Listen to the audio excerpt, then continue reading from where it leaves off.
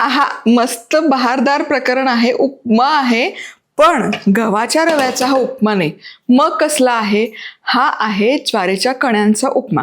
तुम्हाला सांगते, ज्वारीची भाकरी थापून थापून कंटाळा येतो, ते खायचा कंटाळा येतो. मग अशा वेळेस मिलेट्सही खायचे, पौष्टिकही असले पाहिजे, कमीत कमी तेलात झाले पाहिजे. उत्तम पर्याय आहे. तुम्हाला सांगते, 365 दिवस 365 न्याहारीचे पदार्थ आपण बघतो, त्यात हा आपला पारंपरिक विस्मरणात गेलेला पदार्थ. यापूर्वीही खूपदा मी हे शेअर केलेलं आहे, आपल्या पुस्तकात देखील आहे. म्हणलं पुन्हा एकदा रेसिपी तुमच्यासोबत शेअर करूयात.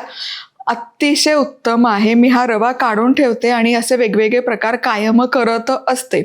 बरं, तुम्हाला मी सांगते साहित्य काय काय घेतलं ते बघूयात. अशाच पौष्टिक, सात्विक आणि रुचकर रेसिपीसाठी मधुराज रेसिपीला पटकन सबस्क्राईब करा. मधुराज रेसिपी, महाराष्ट्राची अस्सल चव. चला फोडणी घालूयात. तर सगळ्यात आधी इथे 3 चमचे साजूक तूप गरम करून घेतलं. ह्या ज्या कण्या आहेत किंवा ठोंबरं आहे, ह्याच्यामध्ये साजूक तुपाची चव बहारदार लागते. आता साहित्यामध्ये शेंगदाणे नाही आहेत, पण ऑप्शनल आहे, नाही घातलं काही हरकत नाही.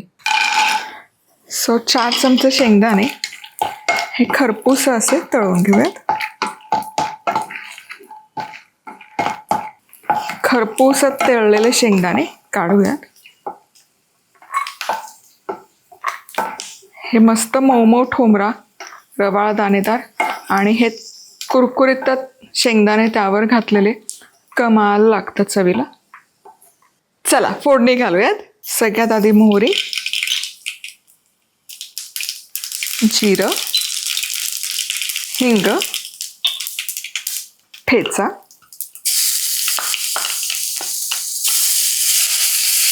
आणि त्यासोबतच कढीपत्ता मिसळायचं हे.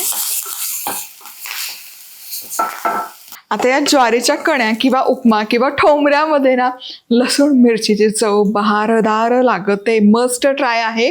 काय केलं, 7-8 लसूण पाकळ्या, 4-5 हिरव्या मिरच्या मिक्सरमध्ये घातल्या, फिरवून घेतल्या, ठेचून घेतलं तरी काही हरकत नाही.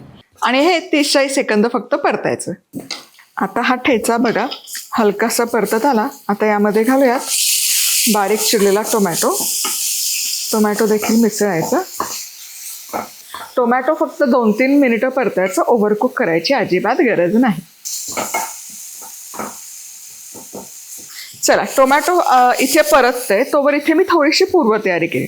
अर्धा कप ज्वारी स्वच्छ धुवून घ्यायची. 3 ते 4 पाण्यात स्वच्छ धुवा, म्हणजे त्यावरचं कचरा माती निघून जाते. ज्वारीतलं पाणी उपसून काढायचा आणि ती ज्वारी सुती कापडावर पसरवून ठेवायची. हलकीशी सुकी करायची, पूर्ण सुकी नाही करायची. आता ही धुतलेली ज्वारी आहे मिक्सरच्या भांड्यामध्ये काढून घ्यायची. पीठ करायचं नाही, त्यामुळे चालू बंद करत त्याचा रवा आपल्याला काढायचा आहे, पीठ दळायचं नाही. आता याचा रवा काढून झाला की एक चाळणी घ्यायची आणि चाळून घ्यायचं. खाली जे पडतं ते पीठ पडतं आणि वर जो राहतो तो ज्वारीचा रवा राहतो. आता अर्धा कप बरोबर इथे रवा मी घेतला, कुकरमध्ये घेतला. अर्धा कप रवा असेल तर तिप्पट, म्हणजे अर्धा कप म्हणजे पाऊण कप पाणी मी त्यामध्ये घातलं. मोठ्या आचेवर 1 शिट्टी काढून घेतली. बरं, पाऊण कप पाणी घातलं. पाणी घातल्यावर भाज्या घातल्या, गाजर, मका, फरसबी, ज्या तुमच्या आवडीच्या भाज्या आहेत त्या घालून, म्हणजे भाज्या देखील ज्वारीबरोबर छान शिजून निघतात. मोठ्या आचेवर 1 शिट्टी काढली, मध्यम आचेवर 3 शिट्ट्या काढल्या. एवढ्यामध्ये ही ज्वारी अचूक शिजते आणि डायरेक्ट कुकरमध्ये टाकल्यामुळे पटकन शिजते. पाण्याचं प्रमाण परफेक्ट आहे, शिट्ट्यांचं प्रमाण परफेक्ट आहे, आचेचं प्रमाण देखील परफेक्ट आहे. आणि हे बघ परफेक्ट, काय सुंदर झालंय बघा. रवा परफेक्ट फुललाय. चला दाखवते. एकदम मौसूत ह्या रवा फुललाय. हे बघा अगदी सहज चेपला जातो. आणि जितक्या शिट्ट्या सांगितल्यात ना, तुम्हाला पुन्हा पुन्हा सांगते, तितक्याच शिट्ट्या मी इथे काढल्या. वा, तर हे छान शिजलंय आपलं.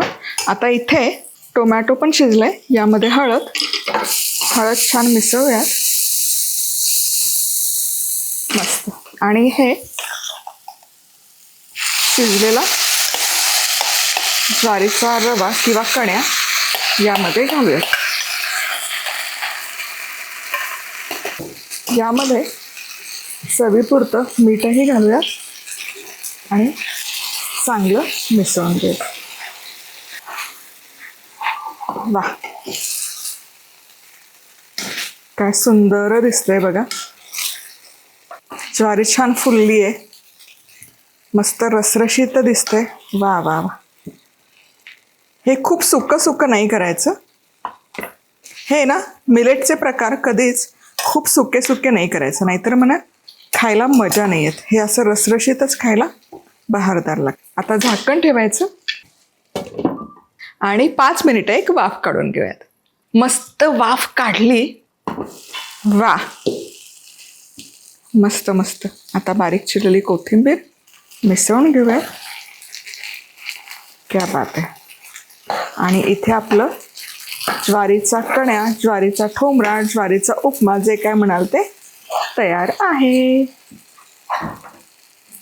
तर नाश्त्यामध्ये पौष्टिक मी तर म्हणते ह्या नाश्त्याचा प्रकारपेक्षा ना आजकाल हे लंचसाठी भाकरी खायचा कंटाळा, डब्यात भाकरी न्यायचा कंटाळा येतो. मग याचे मूगडाळ घातली की ही खिचडी होते. या कण्या आहेत, या तिखट कण्या आहेत, ताकातल्या कण्या तुम्ही करू शकता, गोड कण्या करू शकता, ठोंबरा करू शकता, एंडलेस व्हेरियंट करू शकता. फक्त रवा तयार ठेवा. माझ्याकडे कायम बरणी भरलेली असते या रव्याची, सुजीची, अशा वेगवेगळ्या मिलेट्सची, ज्याच्यामध्ये ज्वारी पण आहे, त्याच्यामध्ये नाचणीचा पण रवा मी करून ठेवते. कारण रात्रीच्या जेवणात मी शक्यतो प्रयत्न करते की गहू खायचं टाळायचं. तर पुन्हा भेटूयात. तोवर मस्त राहा, खुश राहा, आनंदी राहा. सगळ्यात महत्त्वाचं खात राहा.